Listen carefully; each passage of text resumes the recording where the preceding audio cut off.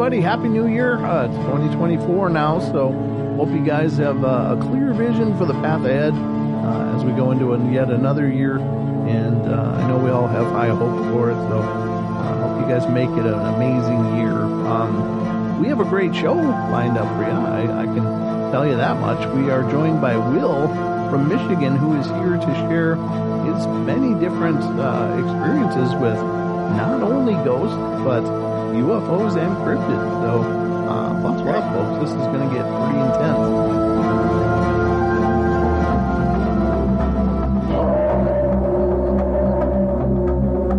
Hey, everybody, and welcome to the Paranormal Portal Podcast. I'm your host, Brent Thomas. Thank you all for joining us, and special thank you goes out to all of you who continue to support the podcast and continue to spread the word.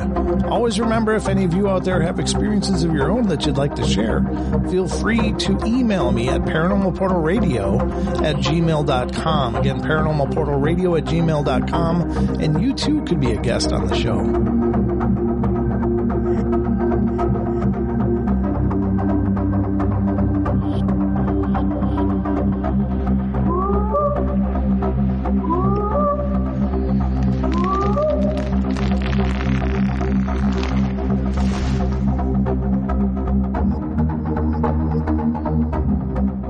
Hey, Will, welcome to the show. Thank you for coming on. Oh, thank you for having me, and Happy New Year to you. Oh, thank you, brother. I appreciate it. It's another year, another optimistic, hopeful experience for me. Every year I try to be really optimistic, and sometimes I'm pleasantly surprised, and other times I'm severely disappointed, but I always go into it with the best of intentions. So this is fantastic. You and I have been working for a while trying to dial this in, when to connect and how to connect, but today we made it happen finally, so that's a wonderful thing. But with every story, I guess I always like to know the origin of it all. So in terms of your experiences, where did this start for you? Well, this actually started for me when I was quite young, definitely single digits. I had two experiences that got me interested in the paranormal. The first of which, I know I was in elementary school and we were having gym. I have asthma, so I had an issue with gym, and apparently I had passed out because of this asthma. But what I remember is literally looking down on myself and the gym teacher, from the ceiling of the gym room. And I was looking at myself, I'm like, that's kind of weird. But he, of course, revived me, and everything came back to me and everything like that. And that was my first real issue that I ever dealt with, of realizing there's paranormal out there as a very young child. The second main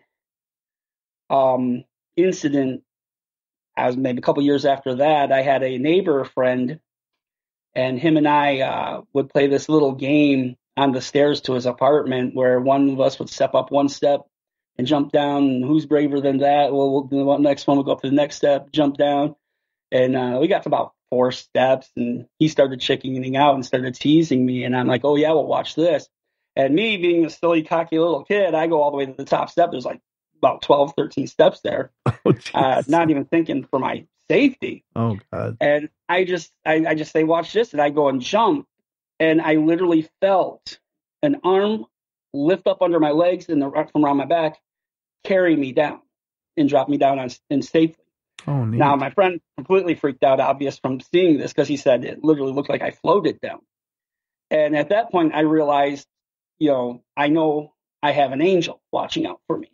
And that really got me interested in the paranormal. And that's about when I started going to do the church thing and stuff like that.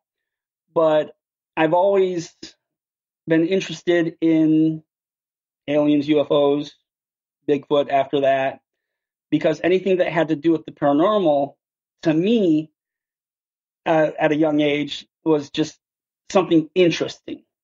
So I started to just tear into books about it. And back then there wasn't very much like there is today, obviously. Sure. But other than that's how it all really started for me. Wow. Okay. So you had these very early experiences, and was it pretty consistent throughout your life then, or was it just these little spurts in there? There's actually several times I know for a fact an angel had to have intervened. I've had I was literally born with the umbilical cord wrapped around my neck, choked me. They had to revive me as a baby. I've had instances where I've come literally centimeters from death. I had, as a kid, rolling around in cardboard boxes over garbage bags. Back when they had glass pop bottles, and one shoved right into my back and literally came centimeters from puncturing my lung. And yeah, so I've had incidences like that through my life where I know there's something protecting me. Okay. And then when I got into church, I learned a lot about God and angels and demons and that part of the side of the paranormal. Right. But then I had some real fun and other interesting things happen throughout the years too. So, well, do tell. Yeah, take us on this journey, if you would. So I'll start with my UFO incident. Okay. Again, as a young child, I'd always go camping out at grandma's house type situation. I took a friend with me this time, and we were out there. And we're sitting out looking at the stars, and I'm looking up, and I see this blocked out area of stars, completely blacked out. I'm like, there's no clouds, but it was like a perfect triangle. And this is way before I even heard about the triangle UFOs or anything like that. And it was huge. It was covering up such a large portion of the sky. I'm like, that can't be anything normal. Right. And so I'm sitting there calling from a friend, come out, take a look at this, check it out. And he comes out and he's like, what is that? And I'm like, I don't know. We literally were so young, we did not know what that was. Other than that, nothing else happened that night with that incident. It's just we just saw it slowly fly through the sky, blocking out the stars from one end of the sky to the other, and just disappeared off in the distance. So you're talking like miles big. Yeah. Wow. I'm talking it covered like 1/4 of the sky big. Oh, that's intimidating. Wow. Yeah. Okay. And but other than that, even though I went studying for these things and searching for these things, I never really had another UFO incident until about 3 months ago. My daughter and I were driving through town, and her and I both at the same exact time are looking up, and we were like, what is that in the sky? And it literally looked like a silver teardrop, like sparkling, but it was like bouncing around, almost like if a kid was pulling on a balloon constantly. Sure. Okay. And we're sitting there watching it, and we're like, both of us trying to figure out. And she's like, Dad, what is that? I said, dear, you just had your first UFO encounter. But she's always wanted to have encounters too, because I'm very open with my family, and everyone knows how I believe about things, and they enjoy it. And a couple of my kids are actually sensitive, almost to the point where they've had things happen and stuff like that. And those might be stories I can share another day. But yeah, absolutely. Other than that, my big thing, because I've always had things with ghosts and angels and stuff like that, I've always wanted a cryptid encounter for my life. And I've heard the stories, and I've loved listening to the stories. I mean, even though they were terrifying, some of them. Yeah. And so I'll go into my my cryptid encounter now, if that's all right. Sure. Yeah. And this actually happened 2 summers ago. Not this last summer, but summer before that is when it started. So at my grandmother, different grandmother's house this time. She always lives up here in just outside of Roscommon, Michigan, which is kind of like in the middle of the northern part of the mitten. And she has this land that is like, she lives back in the woods. I'm talking in the woods camping, no electricity, no bathroom. You have to go at a tree, which some of my kids didn't like sometimes, but because they're state kids. Yeah. So we're sitting here, and on our first day, we come back to the tent, and there's this real pungent smell, like something had been around. And I've been out enough to know what deer smells like, what bear smells like, what cat, dog, the normal smells. Skunk. And this was nothing like that. Okay, gotcha. And the smell was literally like something had gone around our tent, like marking it or something. Oh no. And I'm like, okay, this is good. And like I said, we're literally middle of the woods, real camping, so it's like stuff to be out there. And so we, spray some stuff down because it smells so bad. And my kids were like, well, what was that? I said, I don't know. I'll keep an eye out tonight. And over the next couple nights, I'd be up late hearing things in the woods. Mm. Some larger than normal animals that we would think were out here type things. And it would be also that, I know you've talked about it before, people say the feeling of being watched. Yes. And so I'd be sitting there staring out the little screen off the tent, looking towards the woods, just seeing if I see or hear anything. And it's just, I had that feeling there's something there. Mm-hmm. Yeah.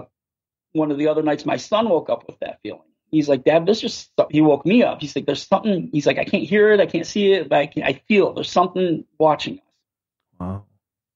Well, what had happened on the 5th night of that week, I was awoken by the actual sound of what you would hear on the Bigfoot shows of the Bigfoot scream and yell. The big, I can't do one, but yeah, I know Bobo used to do a really good one. And, but I literally heard that. It wasn't close to us, but I knew it was near enough to where I could hear it. Mm-hmm. And about 5 minutes later, I heard the same yell from like the opposite end of the woods, but this time it was accompanied by gunshots. Oh, really? Yeah. So I assume someone was protecting their land or something like that, right, from whatever it was. Okay. At that point, we got up the next day and said, okay, that's enough for us. We're getting too scared. We're going to take off and head back home. Mm-hmm. So that brings us to this last summer. Again, same spot. We go camping there every time. We go to the same spot. We're checking things out.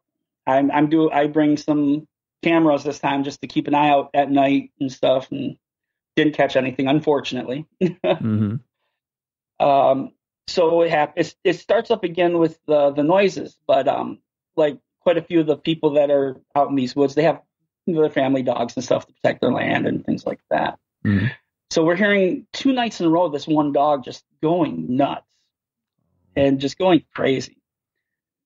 And we're like, okay, well, and again, it's 2, 3 in the morning, waking us up. And it's not like really loud, but that you hear it off in the distance, it's out in the woods there somewhere. Sure.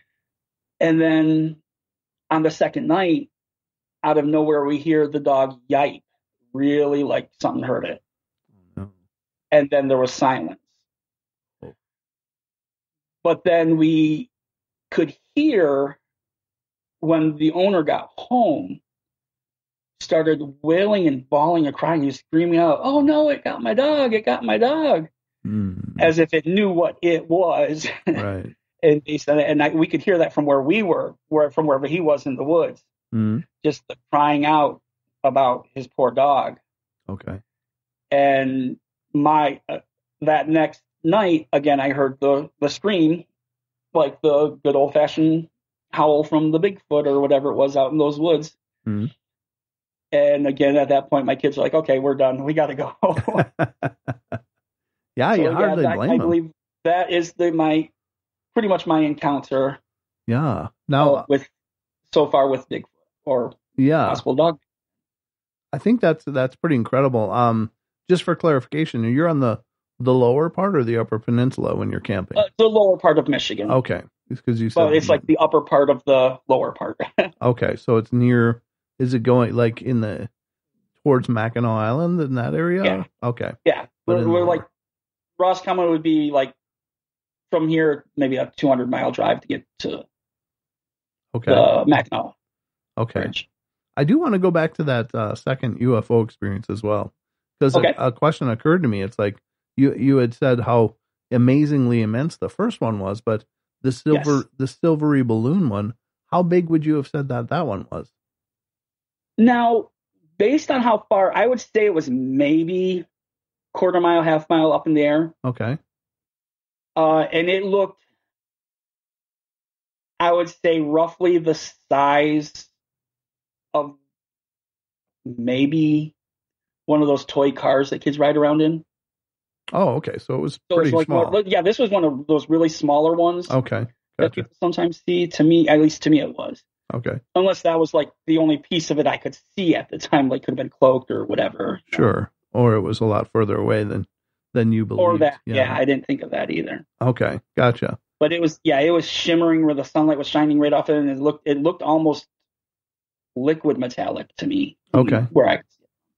That's fantastic. Now, with the cryptid experiences, I find that fascinating because so many times it comes up that oftentimes the first thing targeted is a family dog. Like, they don't. I've heard those stories too. They don't like dogs, and I think it stands to reason because the dogs, of course, their hearing and smelling is so much more powerful than ours that it ruins any kind of surprise that they could launch on us. Like the dog can hear them coming a mile away and can smell them coming, 2 miles away or whatever. And so I think it's got to be frustrating for them who it appears they like to operate in silence or at least be unnoticed as much as possible. But having a dog around definitely spoils that. So they do lash out at dogs quick. Yes. Yikes. Okay. But yeah, those are, other than those experiences, all my other experiences have had to do with spirits in one form or another. Okay. Well, take us on those journeys then. Okay, so trying to think of which one would be best to start with. Oh, yeah, any of them. We got all the time you need, brother. I guess I'll start with a really fun story with it is my wife has never been a believer. Oh, okay. Until one specific occurrence. Mm-hmm. Her and I actually have 7 children. Oh, wow. Both mine and my wife's. My wife and I have been together actually coming up on 29 years here. So it's been wonderful. That's awesome. And at the time we only had our first 4 boys and we were living in a little apartment house. Mm-hmm. And we were literally up I was watching, of course, Ghost Adventures. Okay. And she's sitting there making fun of it and saying, oh, that's a bunch of hooey. That's a bunch of baloney. That's not real. Mm-hmm.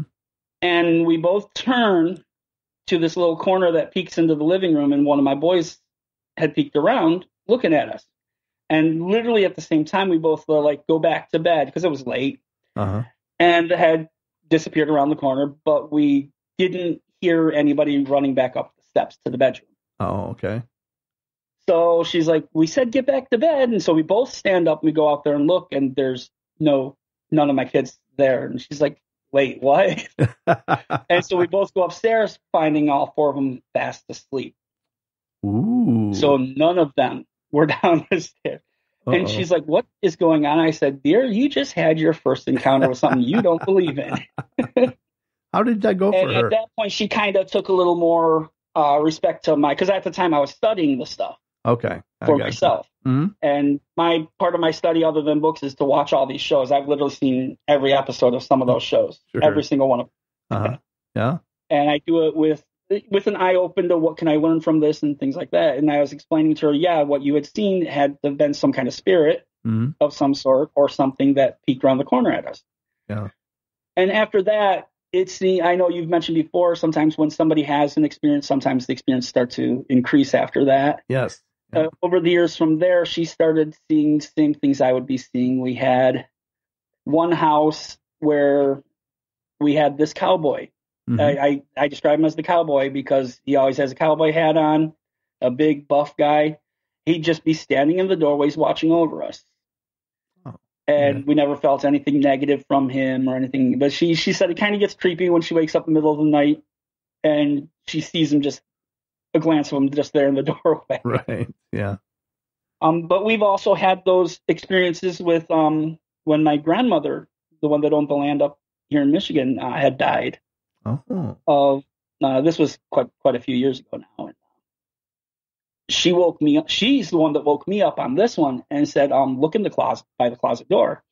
And it was the spirit, I believe, of my grandmother waving at us to say goodbye. And then it's like literally that next morning we found out she had passed. Okay. That's kind of beautiful. I mean, like I said, I've had experiences with actual spirits of that sort. Mm-hmm. But it is kind of beautiful. If it was the goodbye, I mean, wow, how powerful is that?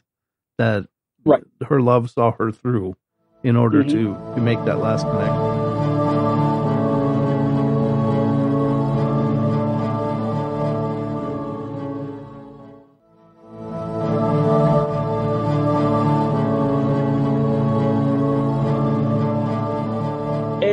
I've also been in a house that has a very negative something in it. Okay. We had one house we were living in that the landlord had literally nailed a door to one room shut. Oh, geez. And said no one's allowed to go in that room. He said it was because it was dangerous because of the flooring or something like that. But he said no, nobody can. We just keep it locked, closed up, nailed shut. Okay. Yet every night, if we were in the room underneath it, which happened to be our kitchen, we would hear cowboy boots walking back and forth on the ceiling above us, just faintly. And like, okay, that's not right. There's supposed to be nothing in that room. Right. This also is the house that I saw my first shadow figure. Oh, okay. And it was just a quick glance of looking up the stairs, and something just went across the wall that I know there was nothing that could have cast the shadow. Mm-hmm. But this house also has a very great story of an animal spirit. Okay. Both a positive and a negative. I will share that one. Sure. My wife, again, like I said, she started finally believing and seeing certain things. She was in the kitchen. I was in the living room, and I heard a screech from her, like something startled her. I come running out thinking maybe a spider or a mouse or something like that, And she's like, no, over there, I just saw a fluffy white cat jump from the counter onto the table and just disappear. Oh, wow. And I'm like, okay. Okay. Now we were a cat family. We love cats, and we had several of them. And after she saw that, we would start having the feeling at night, like when we're laying in bed, because we let our cats usually come in with us if they wanted to and stuff. We'd feel a cat at our legs or trying to paw at us, and we'd reach down to pet the cat, and there'd be no cat there. Wow. Okay. That's cool. So we dealt with that for a little bit until one day I'm sitting outside on the porch of this house, and this guy comes walking by, and he's like, well, how do you like living there? I said, it's okay, except for some of the creepy stuff. And he's like, okay. And apparently he had lived there before, so he knew what I was talking about. Uh-huh. And I asked him, well, had he ever seen a fluffy white cat? And he's like, he kind of started to get teary-eyed. He's like, that would be my cat that died in the house, Milo. Oh. And I'm like, okay. And I started talking to him a little bit, and he's like, he said he's glad that Milo found a nice family to hang around and be with and stuff like that. Uh-huh. But then the other problem with that house was it had a basement that you had to literally walk outside to go down and get into. Oh, okay. And this basement just felt wrong. And I never knew why until I talked to this man. He explained to me what happened later. And my kids would tell me, because there's this one back corner in the basement that just the light would never reach. It was pitch black dark. Oh. And they would hear growling coming from it. Oh. And I never knew what happened until I talked to this guy, and he started to explain to me that the people who had lived there before kept dogs for dog fighting. Oh, no. And they kept in that basement. Oh. And would sometimes starve them and treat them poorly to make them mean. Yep. And apparently at one point, one of the dogs got loose and tore up the other dogs, and it became a big problem. And ever since then, he said, yeah, he himself, when he was living in this house, knew about the dog in the corner that would growl at people in the dark. Yikes, that's horrifying. Yeah. So there's where I know, animal spirits that I've dealt with in my life so far. Now, well, can I back you up? Because you said you lived in that house that felt really dark. It had the closed room that was nailed shut, and you heard footsteps in there. But what other things made it indicate to you that it was a very dark presence there? Was there other things that kind of pointed that out to you? Or? Okay. That would be how when a negative spirit starts to affect the people that are around it with their attitude and anger. And I had a lot of myself personally issues with anger when I was in that house. Okay. And I know I've read, like I said, I've studied this stuff up. I know the stories of how those negative spirits of that type can affect a person. Sure. They oppress. Yeah. There's an oppression for sure. And that's actually when I started to go more in depth of my spiritual journey of how do I cleanse this? Okay. And learning the ways to cleanse a house and cleanse people and, protectives, things like that, and prayers and how you go to the house, through your house, to say, hey, you're not, like you've mentioned before, you're not welcome here. If you're negative. That's what I love about your show too, is you're very forthcoming and upfront with, hey, this is how you need to do that. Yeah. You got to claim your space. That's for sure. Yes. Yep. Okay. But after that, let me go into the really interesting one. At that point, when I was starting to learn more about how the spirits affect you emotionally, the last home that we lived in just recently had something negative in the basement. And at the time, my wife and I were actually using the basement as our room, our space. Kids can all have the upstairs. We're having our space. Oh, this is where we, Sure. So we can be a little bit, because my kids most of them were adults, are now adults at that time and stuff. Gotcha. They wanted their own area. So I'm like, okay, we'll do it this way. And so my wife and I were sitting there downstairs in the basement. I don't even know what the argument was about. We start arguing about something, and the middle of the argument, I start cracking up laughing. She's like, what are you laughing about? Because I realized what was happening. Oh, okay. There was a spirit trying to affect us. I told her, okay, you need a break. Go upstairs out of this basement. Take a break for a second. Let me deal with something. Because she don't like when I have to tell her what I have to deal with sometimes. Oh, okay. Gotcha. Because it does still creep her out a little bit. Right. I've gotten used to it over the years. And so I told her to leave the room. And so she goes up to the upper part of the house.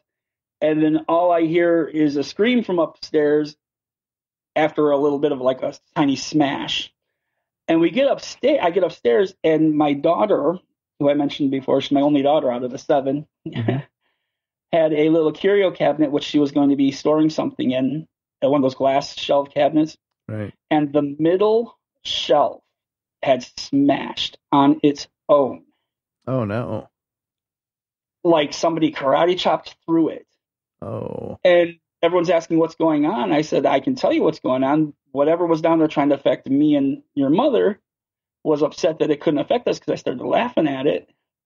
And it came up here and probably smashed something. Right. It's a bit of a tantrum. Yeah. Yeah. Oh, because I've noticed that in my later years now, it's like I can, if I don't let it get to me, I can notice sometime a reaction externally. Yeah. Yep. And it's been real fun. To me, it's been, I say the word fun like it's like some kind of enjoyment I get out of some of these things, but my kids have, and my wife have learned, I've explained it to them what it really is, how to take care of it, how you don't need to be afraid of it, claim yourself, claim your area, claim that it can't be anywhere near you, and you'll be safe. So, wow, that's incredible. And it's, I think it's incredibly brave of you that it seems like you're going into these events with, at least having an idea of what you're doing and being willing to confront it. And I think that's literally like 90% of the battle in most cases. It's like, I've always believed that the more you know, the more knowledge you have on a topic, the better you can handle any topic that you deal with. So that's the way I've always grown up learning. Yep. And so I commend you on that, because you're not just running in blind.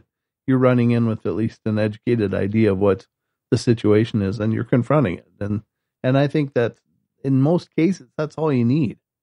And that's the good part. But, and if not, then you're dealing with something even darker and more horrible, and you can make it, adjustments for that as necessary. But I think being afraid is such a crippling thing.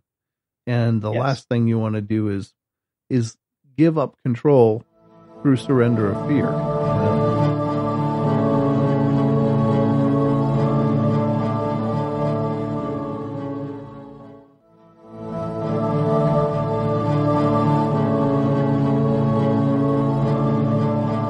And I learned that the whole fear thing, like I've mentioned a couple times now about church. I grew up a hardcore Baptist.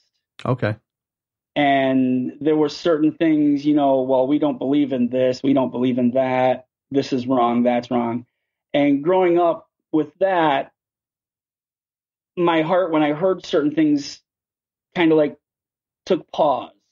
Like, wait a minute, how can you know you're the only right truth out there? How can you know you're this? And I spent like 30 years in going to Baptist church.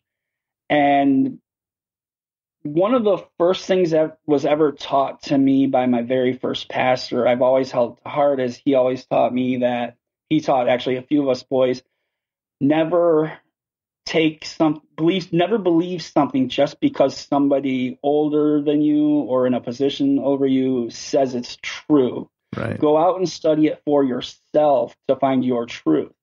And that was kind of strange to me because this is coming from a hardcore Baptist preacher, And so I was maybe 15 when I heard this from him, and I literally took that and I ran with it for my, as my philosophy for my life. Okay. And so I literally studied as much as I could. Like they would go out, like normal church goers would go door to door saying, do you know this? Do you know that? And if they encountered somebody from a different religion, they'd be all negative to them. And I'm like, that's not right. Right. That hurt my heart when I saw them doing that. And so I got away with that. And when I encountered somebody that believed different, I would say, well, what is your belief? Let me go study it. We can come back. We'll have a discussion. We'll have a chat, have some fun, stuff like that. And over the years of doing it that way, I have learned that there's more in common that we have than there is that separates us. Yeah. Especially when it comes to beliefs. And so when it came to them saying, well, as a young teenager learning, spirits and things like they're all evil and everything. Well, not really. Right. If you really study it, even in scripture, they're not all evil. Right. Yeah. And so I've been really, and I grew up studying this for myself. And then, I'll share this story. Sure. About a decade ago, I got myself into a real dark spot because I kept seeing how these people in these churches would be like, you need to be like this, you need to be like that. But then I'd find out outside of church how they really were. Oh, sure. Like most people are. I mean, I don't like using the word hypocritical because I mean, all of us will say one thing and do another all the time. It happens, and it's just part of life. Yeah. But it hit me so hard that I went into a deep depression. I ended up trying to kill myself. Oh, I'm sorry. It got bad. It affected my whole family. It's just my spirit was so down because of this. But what had happened to me, this is bringing the paranormal of it, is the last time this happened to me where I was in the hospital because of what I had taken. It was pretty much pain medicines I was taking too much of. Okay. I had heard the nurse, this would be maybe about 4 or 5 years ago now. Then I heard the nurse say, we almost lost him this time. And I literally, this is where people kind of get upset with me because I said, I tell them I literally heard the voice of God in my head, not audibly or anything, but I heard it in my head. Like they describe, God having a still small voice or something like that sometimes. And I literally heard, it was not me that failed you. It was the church that failed you. Because I was blaming God. Oh, okay. And at that point, I realized that's right. Yeah. I got to stop blaming God. I got to start going back to how I used to be. And I mean, that day it was cold turkey, no more pain meds, no more trying to do that kind of stuff. My depression started lifting instantly. My family saw the difference in me. I call that my spiritual awakening, because at that point I went back to all my old studies of studying the other religions, studying the other beliefs, studying the paranormal. I started pulling out all my old notes and everything, getting back into my studying. And I asked God, how can you use me now? And that's what brought me to trying to share truths with people that are actual truths rather than just what other, because I can share, well, these people will believe it's this, whereas this group will believe it's this, or it could be this. And I'll share that rather than coming right up saying, well, I believe it's this. Right. And like being one of those people, I think I'm right and you all are wrong. And I in the last 5 years, my attitude towards that has changed so much that my kids saw the difference. My wife saw the difference. It's like I literally feel like my stress is gone now that I no longer have that kind of attitude. Yeah. Yeah. And it's like I can feel a better spirit around me in that sense of the term. That's wonderful.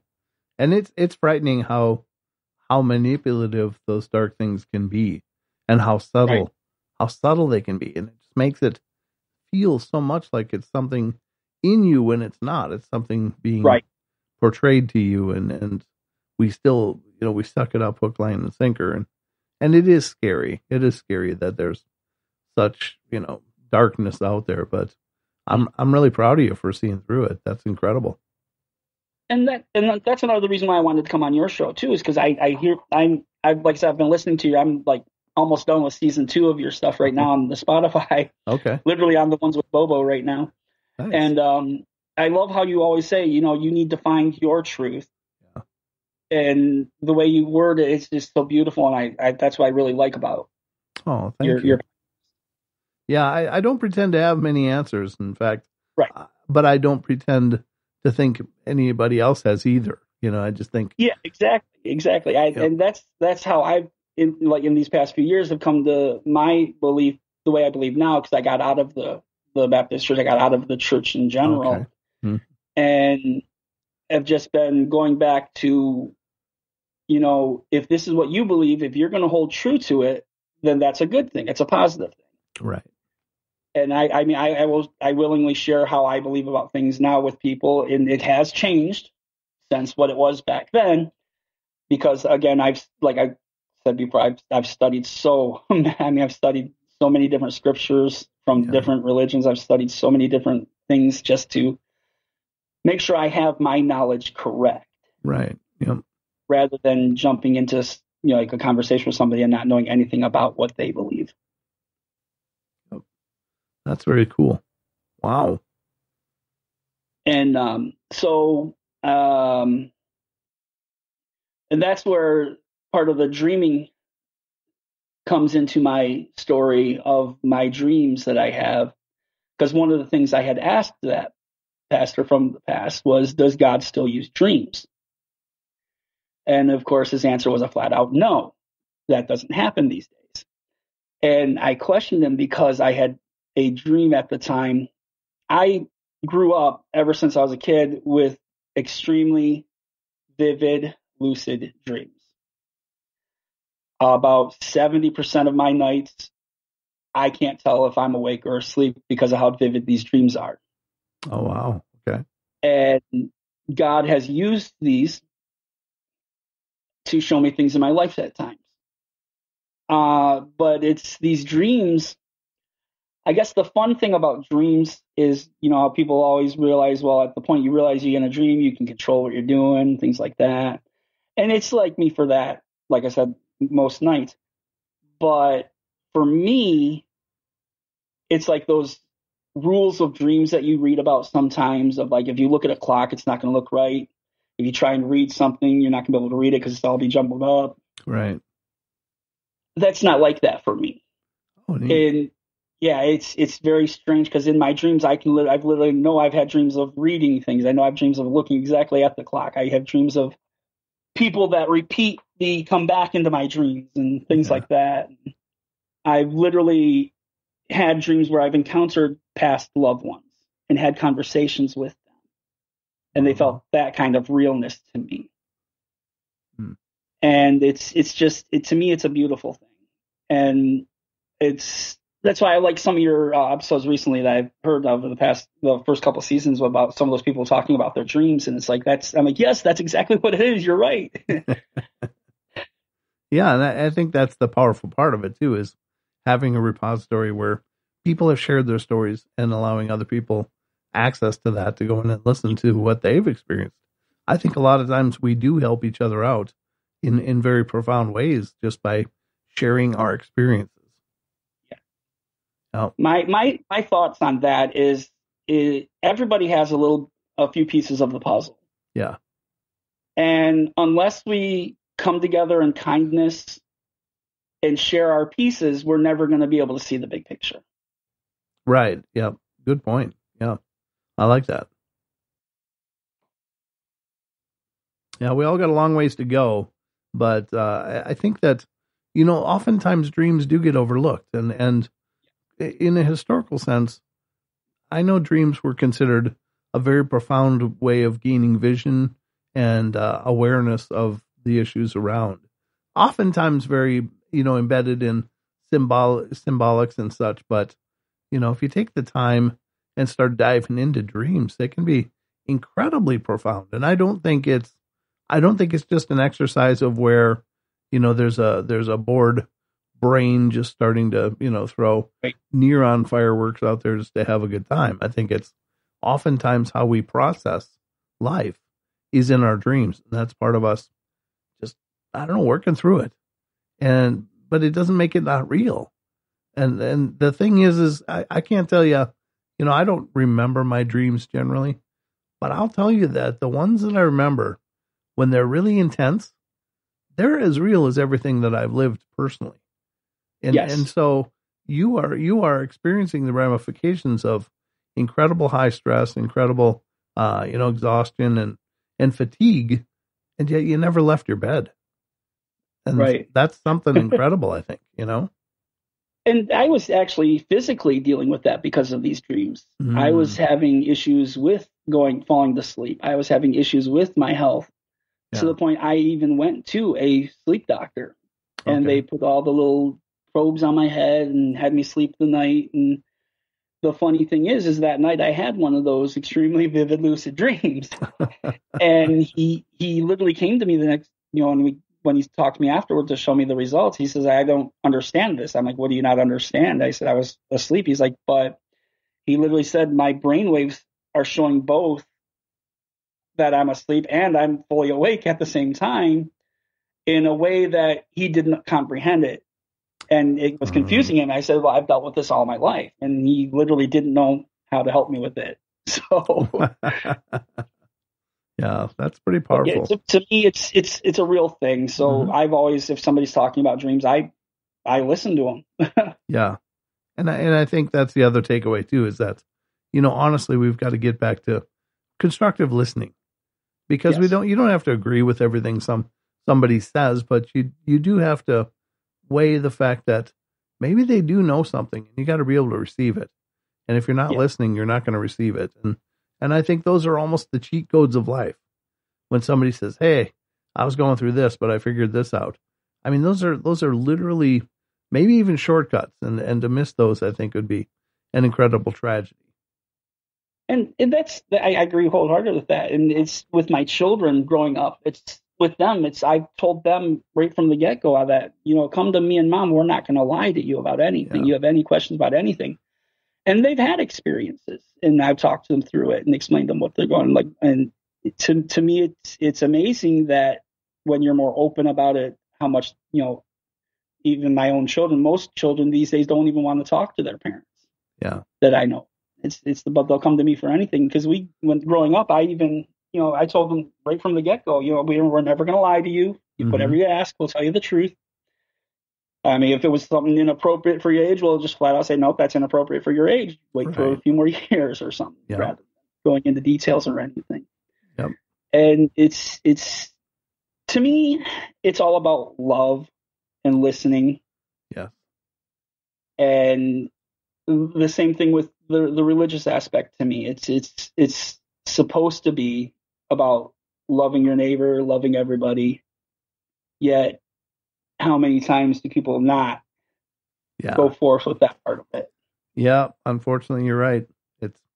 It's kind of an epidemic of sorts, but we're all learning though too, and so everybody's on their own progress in each of these everythings, and I don't know that there's quote unquote right or wrong answers for any of this, but I think there are moments and lessons and things to be gleaned from them that can help bring you forward in your journey.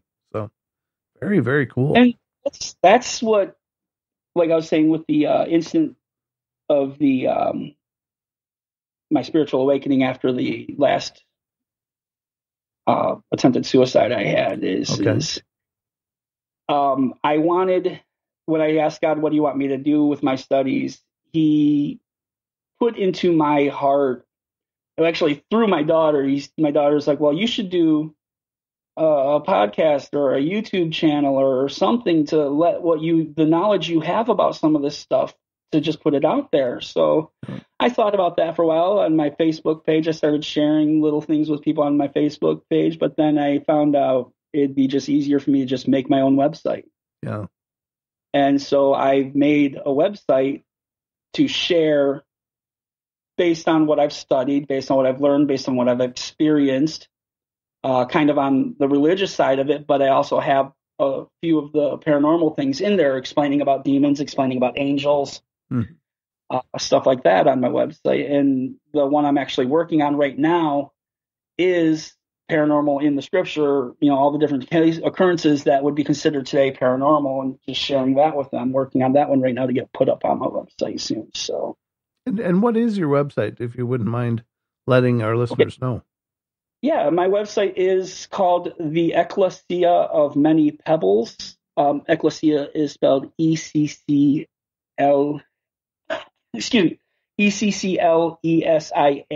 Ecclesia. I use that term because in Scripture, that's the original term used for a gathering of people who are coming together to learn and talk. Okay. It's a Greek term. Sure. But when they translated Scriptures, they turned that word into the word church. And my personal belief on certain things I chose, I don't want to use the word church in that aspect, because it's going to be more than just talking about just that kind of thing. I'm going to have topics that are a little different than that.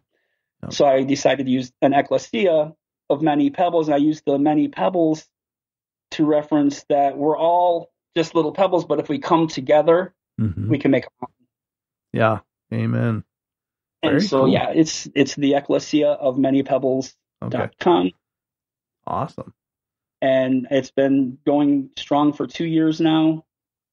Okay. And I've got nothing but positive feedback from people who have been on it. Oh, good. Yeah, I think those efforts are important. Thanks again, brother. It's been an absolute pleasure. Get out!